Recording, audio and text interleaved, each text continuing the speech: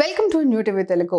YCP చేస్తున్న fake ప్రచారాలపై Andhra Pradesh రాష్ట్ర ముఖ్యమంత్రి నారా చంద్రబాబు నాయుడు తీవ్ర ఆగ్రహం వ్యక్తం చేశారు.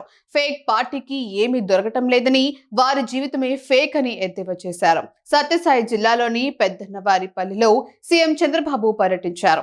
ఈ సందర్భంగా పేదల సేవలో ఎన్టీఆర్ భరోసా పెన్షన్ల పంపిణీ కార్యక్రమానికి హాజరై ప్రజలను ఉద్దేశించి ముఖ్యమంత్రి చంద్రబాబు ప్రసంగించారు. మరో ఘటనలో కమ్మ కాపు మధ్య కుల విద్వేషాలు రగిల్చేలా ప్రయత్నాలు చేస్తున్నారని ఫైర్ అయ్యారు. వాళ్ళు నిద్రలేస్తే చాలు దుష్ప్రచారానికి తెగబడుతూ ఫేక్ ప్రచారాలు చేస్తున్నారని ధ్వజమెత్తారు. ప్రతిరోజు తమ ప్రభుత్వంపై బురద వేస్తున్నారని ఫైర్ అయ్యారు. మాజీ మంత్రి వివేకానంద రెడ్డిని గొడ్డలితో చంపి తనపై నెట్టేశారని ఫైర్ అయ్యారు సీఎం చంద్రబాబు. కొత్తగా ఇక్కడ ఒక పార్టీ ఉంది, ఒక ఫేక్ పార్టీ. దాని పేరే ఫేక్ పార్టీ.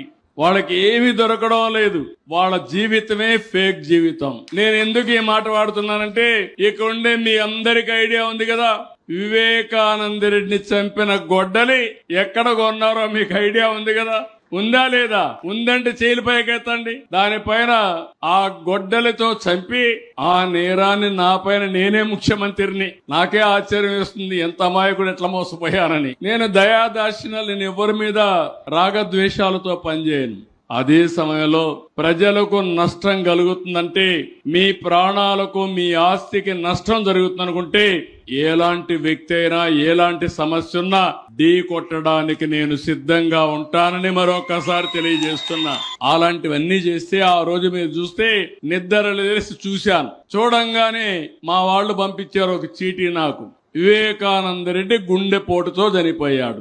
ఎవరు చెప్పారు? సాక్షి పేపర్లో వచ్చింది. నేను కూడా అనుకున్నాను, సాక్షి టీవీలో అందరూ వచ్చాయి కాబట్టి ఇంత నీచం చేస్తారా అని.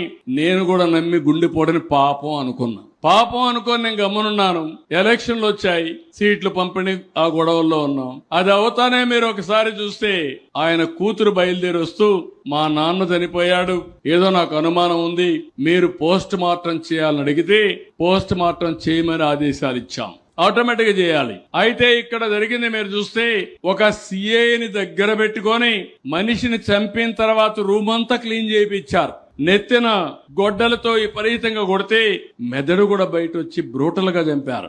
అలా చంపిన తర్వాత అవన్నీ కుట్లేసి శవపేటగా తీసుకొచ్చి శ్మశానానికి పంపించే పరిస్థితికి వచ్చారు. ఆవిడ అడిగిన తర్వాత పోస్ట్ మార్టం చేస్తే ఇది గుండెపోటు కాదు, గొడ్డలి వేటు అని చెప్పి నిర్ధారణ చేస్తే, సాయంత్రానికి ప్లేట్ ఫిరాయించి ఆ అమ్మాయిని కూడా మేనేజ్ చేసేసి, మా నాన్న చనిపోయాడు, ఇప్పుడు నాకు చిన్నాన్నే ఉన్నాడు, ఆయనే పెద్ద దిక్కు, ఆయన కూడా చంపేశారని చెప్పి ప్లేటు ఫిరాయించి, నెక్స్ట్ డే తెల్లవారికి నా చేతిలో కత్తి పెట్టి నారాసుర రక్త చరిత్రని నా మీద నెరవేసే పరిస్థితికి వచ్చారు. ఏం తమ్ముళ్ళు, అర్థమైందా?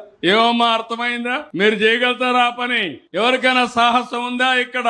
అలాంటి వాళ్ళు రాజకీయాల్లోకి రావడానికి అర్హత ఉందా అని నేను అడుగుతున్నా. వాళ్ళకి అర్హత లేకపోతే ఓటేసే వాళ్ళు మనల్ని ఏమనుకోవాలని నేను అడుగుతున్నా. ఇప్పుడు అలాంటి పార్టీగా ఉండడానికి అర్హత ఉందా అని అడుగుతున్నా. నేను చాలా పార్టీలు చూశాను ఇంతవరకు. రేపు 28 వస్తే ఫస్ట్ టైం ఎమ్మెల్యే 50 ఏళ్లు అధికారంలో ఉన్నాం. పార్టీ పెట్టి మొట్ట నుంచి ఇప్పటికి 16 ఏళ్లు సీఎంగా ఉన్నా, 15 ఏళ్లు అపోజిషన్ లో ఉన్నా. చాలా మంది నాయకులను చూశా. కానీ నేరస్తులే రాజకీయ పార్టీ పెట్టి రాజకీయ అండతో యథేచ్ఛగా నేరాలు చేసే పరిస్థితికి వస్తే ఎక్కడికి పోతామని అడుగుతున్నా.